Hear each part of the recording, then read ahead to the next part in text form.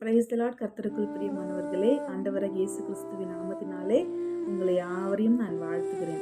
இந்த நாளிலும் கூட பிலிப்பு 4ஆம் அதிகாரம் 6ஆம் வசனம், நீங்கள் ஒன்றுக்கும் கவலைப்படாமல் எல்லாவற்றையும் குறித்து உங்கள் விண்ணப்பங்களை ஸ்தோத்திரத்தோடு கூடிய ஜெபத்தினாலும் வேண்டுதலினாலும் தேவனுக்கு தெரியப்படுத்துங்கள். ஹல்லேலூயா. இந்த வார்த்தையை கேட்டுக்கொண்டிருக்கிற தேவஜனமே, மனுஷன்னு பிறந்தாலே மனுஷனுக்கு எல்லா விதமான உபத்திரமும் கண்டிப்பா உண்டு. இந்த உலகத்துல யாராவது சொல்ல முடியுமா, எனக்கு எந்த பிரச்சனையும் இல்லப்பா, நான் எல்லாத்துலேயுமே நிம்மதியா இருக்கேன், எல்லாத்துலேயுமே எனக்கு போதுமானது இருக்கு. எப்படியாப்பட்ட பணக்காரா இருந்தாலுமே உங்களுக்கு போதும்னு கேட்டால் யாருடைய வாயிலிருந்துமே எனக்கு இது போதும்னு வரவே வராது. ஏன்னா மனுஷனுக்கு ஆசைக்கு அளவே கிடையாது. நமக்கு இருக்கிற ஆசை, அந்த ஆசைக்கு அளவே கிடையாது. அதனால நம்ம என்ன பண்ணணுமா, எதை குறித்தும் கவலைப்படக்கூடாது. கவலைப்படுறதுனால ஒரு மூலம் நம்மளால் கூட்டவும் முடியாது, நம்மளால் குறைக்கவும் முடியாது. ஆனால் நமக்கு இருக்கிற பிரச்சனையெல்லாம் மனுஷங்கள்ட்ட நம்ம போய் சொல்கிறோம். நமக்குன்னு ஒருத்தவங்க இருப்பாங்கல்ல, அவங்கக்கிட்ட சொன்னால் நமக்கு கொஞ்சம் சமாதானமாக இருக்கும் அப்படின்னு சொல்லி நம்ம போய் சொல்கிறோம். ஆனால் அதுலேருந்து நமக்கு என்ன கிடைக்கும்? ஒரு சில பேர் நமக்கு சமாதானமாக பேசுவாங்க. நம்ம பின்னாடி போய் அவங்க அப்படியெல்லாம் பண்ணாங்க பற்றியா, இன்னைக்கு அவங்க நிலைமை பற்றியா அப்படின்னு சொல்லி நம்மளை பற்றி பேசுவாங்க. பின்னாடி பேசுவாங்க, நமக்கு முன்னே எதுவும் பேச மாட்டாங்க. ஒரு சில பேர் இந்த காதில் வாங்கி, ஓ அப்படியா சரி அப்படின்னு இந்த காதில் விட்டுருவாங்க. ஆனால் ஏசப்பா என்ன சொல்கிறாரு, நீங்கள் எதை குறித்தும் கவலைப்படாமல், இருக்கிற எந்த பிரச்சனையை குறித்தும் நம்ம கவலைப்படாமல், நமக்கு இந்த நாளில் இருக்கின்ற எல்லா பிரச்சனைகள், போராட்டங்கள், அவமானங்கள், நிந்தைகள் மத்தியில் நீங்கள் வாழ்ந்து கொண்டு இருக்கிறீங்க அப்படின்னு சொன்னால், எல்லாவற்றையுமே உங்களுடைய முழு இருதயத்தோடு ஏசப்பாவுடைய பாதத்தில் விண்ணப்பம் செய்யுங்க. ஸ்தோத்திரத்தோடு விண்ணப்பம் செய்யுங்க. உங்களுடைய வேண்டுதலை ஏசப்பா கிட்ட தெரியப்படுத்துங்க.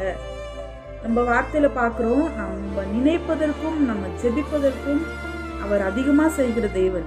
நம்ம நினைக்கிறதுக்கு முன்னே நமக்கு என்னென்ன தேவை எல்லாமே அவங்க பார்ப்பாரு, அவருக்கு தெரியும். ஆனாலும் மத்தேயு, மார்க், லூக்காயோ பார்க்குறோம், கேளுங்கள் உங்களுக்கு தரப்படும். நம்ம வாயை திறந்து கேட்கணும். இப்போ சின்ன குழந்தைங்களே பாருங்களா, அவங்களுக்கு ஏதாவது வேணும் அப்படின்னு சொன்னால் வாயை திறந்து கேட்பாங்க. சும்மா அழுதுனே இருந்தால் நமக்கு புரியுமா? புரியாது. அதனால் ஏசப்பா கிட்ட பாருங்கள், நமக்கு கேட்க வரல, நமக்கு ஜெபிக்க வரலன்னு யாருமே கவலைப்படாதீங்க. நம்ம எப்படி மற்றவங்கள்ட்ட பேசுகிறோமே, அவர் நமக்கு அப்பாங்க, அவர் வேறு யாருமே கிடையாது.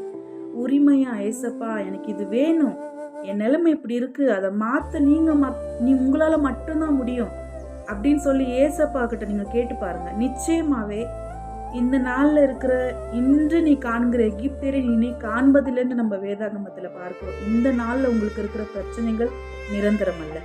இந்த நாளில் உங்களுக்கு இருக்கிற போராட்டங்கள் நிரந்தரம் அல்ல. இந்த நாளில் உங்களுக்கு இருக்கிற கடன் பாரங்கள் நிரந்தரம் அல்ல. பரலோகத்தின் ஆசீர்வாதம், பரலோகத்தின் ஐஸ்வர்யம், பரலோகத்தின் சமாதானம், பரலோகத்துக்குரிய எல்லா ஆவிக்குரிய காரியங்கள், அது மட்டும்தான் நமக்கு நிரந்தரமே. இந்த உலகத்தில் நம்ம என்ன வாழ்ந்து கோடி ஆஸ்தி அந்தஸ்து எது வாழ்ந்தாலுமே கடைசியில் போகிறப்ப நம்ம எதையுமே கொண்டு போகிறதில்ல. இந்த உலகத்தில் இருக்கிற காரியங்களை நம்ம சேர்த்து வைக்கிற பதில் கடைசி நாட்களில் வாழ்ந்து கொண்டிருக்கிற பிரியமானவர்களே, முக்கியமாக இந்த பூமியில் நம்ம என்ன சேர்க்கிறோமோ அது பிரயோஜனம் கிடையாது. இந்த பூலோகத்தில் வாழ்ந்து நம்ம பரலோகத்தில் என்னத்தை சேர்த்து வைத்திருக்கிறோம் அப்படின்றத ஒரு நிமிஷம் நீங்கள் யோசிச்சு பாருங்கள். கண்டிப்பாக இந்த நாளில் இருக்கிறவங்க சூழ்நிலை ஏசப்பா நிச்சயமாக மாற்றுவார். அதை நான் நம்புகிறேன். நீங்களும் நம்புங்க. அவருடைய ஆசீர்வாதத்தை, அவருடைய ஐஸ்வர்யத்தை, அவருடைய பரலோக சமாதானத்தை நீங்கள் நிச்சயமாக பெற்றுக்கொள்வீங்க. நம்ம ஜெபிக்கலாமா? அப்பா, அன்பின் பிதாவே, தகப்பனே, இந்த நல்ல நேரத்துக்காக மன்றோடு துதிக்கிறோம், ஸ்தோத்திரிக்கிறோம் ராஜா.